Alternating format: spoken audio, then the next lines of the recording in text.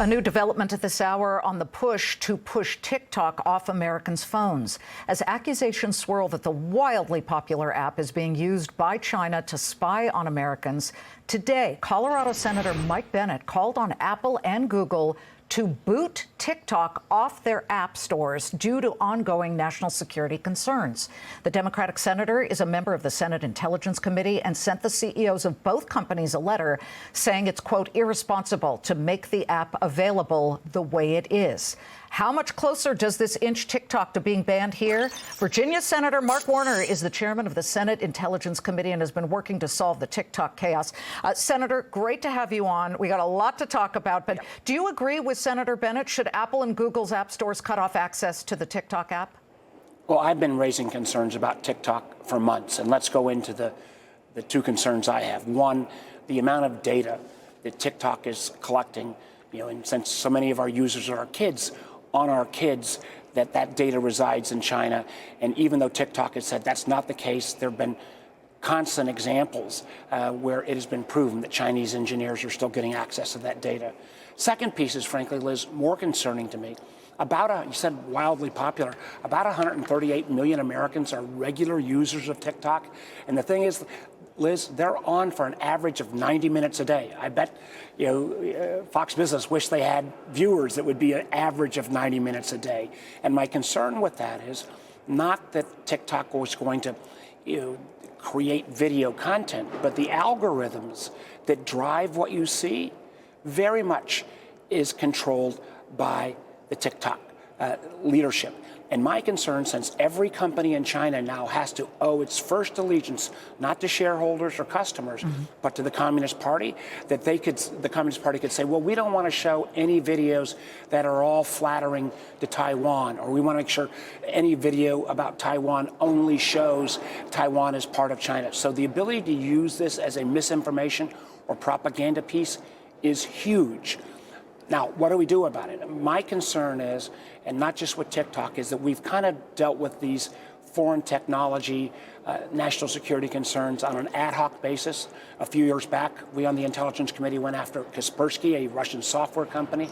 More recently, the government has gone after Huawei, and now there's growing bipartisan concerns about TikTok.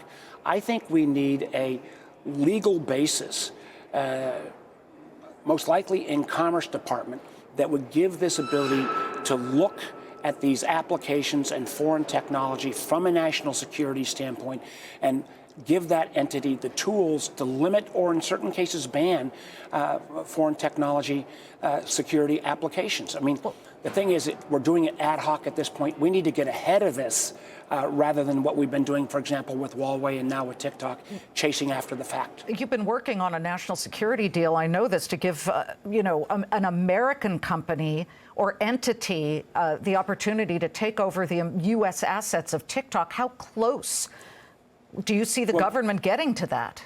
Well, Liz, they've been working on that for 2 years. Yeah, CFIUS. And CFIUS, and this again, CFIUS is one way to attack. There's some legal problems even there. But if this was easy, I think the Justice Department and Treasury would have come up with a solution. On these technology problems where if the source code still resides in China and if the engineers are updating these applications, they're not static on a regular basis, where are those upgrades coming from? So, I've said I'm willing to give TikTok and Biden administration the chance to make the case, but my patience is running thin, and now you see my friend Michael Bennet calling for its removal. You've got governors of both parties doing it at the state level.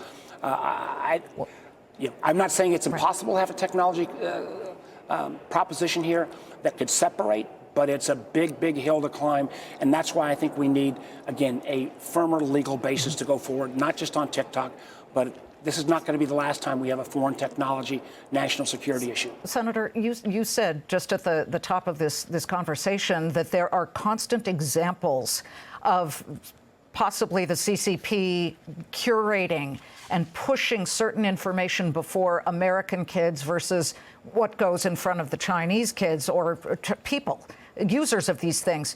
What specifically, what hard and fast proof or evidence do you have of that? Well, Liz, here is the issue.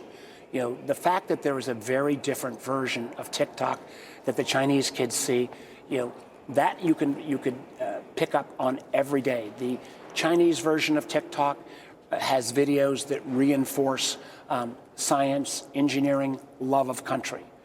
The TikTok that our kids or Americans, or not just Americans, but people around the balance of the world see, not the case. And I'm not making the suggestion that at this moment in time that the Communist Party in China is manipulating the videos about Taiwan or any other subject. But I am saying if you've got the source code in Beijing and the engineers are upgrading those algorithms on a regular basis, you can't prevent that from happening. That's, again, the question that came around with Huawei. I mean, and why we've been successful taking Huawei out of a number of countries. It wasn't at this moment in time Huawei was scraping or listening in on your communications. Right. But the fact that the Chinese Communist Party could command Huawei to do that at any point in the future and we would not be able to stop it, that's the kind of analogy I'm making on TikTok. Senator, President Trump tried to do this. He wanted Oracle or some other U.S. entity to take over the servers. It's interesting to see bipartisan belief that TikTok is somehow there's something going on insidious there with the CCP, the Chinese Communist Party. Anybody who watches this show in particular knows that I do fin talks, that's financial TikToks, where I kind of guide people. You and I have talked about this.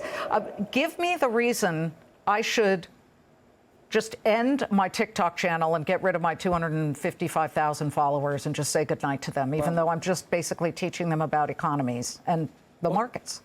As recently, actually, I think it's been about a year and a half now, the American military has said without a lot of fanfare, they don't want any active duty member to have TikTok on their phones.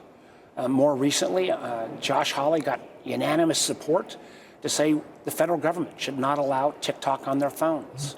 I don't want to say everything on TikTok is bad. Matter of fact, there's a lot of extraordinarily creative things on TikTok. And Liz, if you've got 250,000 plus followers on TikTok, I don't think people who are following you, you're not going to be in any kind of harm from your content. Mm-hmm. But what I worry about is that the algorithms on TikTok are so sophisticated, they so direct without you necessarily choosing, beyond. Facebook does that too, Senator. Well, they do it, but not. If you look at just the volume of code, the volume of code is exponentially higher on TikTok, number one. And number two, and I've pointed out problems on Facebook for years. I still think it's crazy that the United States government has not put any guardrails in place. But there is a major difference. For as many challenges that Meta or Facebook may have, it is still a company that the United States government or other governments don't control. There's no question at the end of the day, Chinese law states explicitly, any company in China, look at the law change in 2016, has to be first and foremost responsible to the dictates of the Communist Party of China. Well, they'll see that I'm following Moose the Legend, the talking German shepherd. That said, to a more serious subject, this news just breaking, your Senate Intelligence Committee has sent another letter now to the Attorney General Merrick Garland, in essence saying that Biden and Trump, both the presidents, have mishandled documents. This is the second letter you have sent, and you wrote in it, as of this writing, neither of you have complied with these requests. Our jurisdiction is clear, as is our responsibility. What do you hope to get from that letter? What do you want that you're not getting right now about these mishandled documents? Well, Liz, I don't think the letter says that the documents have been mishandled. I think they probably have, but that's frankly not my job as an Intelligence Committee member. And I should point out this letter came from me and my Vice Chair, Marco Rubio. Mm-hmm. Our job, though, is, and this is congressional, constitutionally mandated oversight, our job is to make sure the intelligence agencies that created these documents or classified them, that if those documents were lost or got into an adversary's hand, would there be any damage done to our national security? And if there was, what have you done to mitigate that damage? That's what we do day in and day out with oversight of the CIA and NSA. They are frankly saying, and their position is untenable. The idea that somehow national security is going to be trumped by the desires of a special prosecutor, I'll quickly point out, you know, when the shoe was on the other foot, and I was part of an investigation into Russian involvement in potentially in the Trump campaign, you know, there was a special prosecutor, Bob Mueller. We still got access to documents, and we looked at those. And I think the administration is recognizing they have an untenable position. They should pursue the mishandling of the documents. Gotcha. Let us do our job on intelligence oversight. Senator, it is wonderful to have you. Thank you so much, Senator Mark Warner. We are coming right back. Thank you.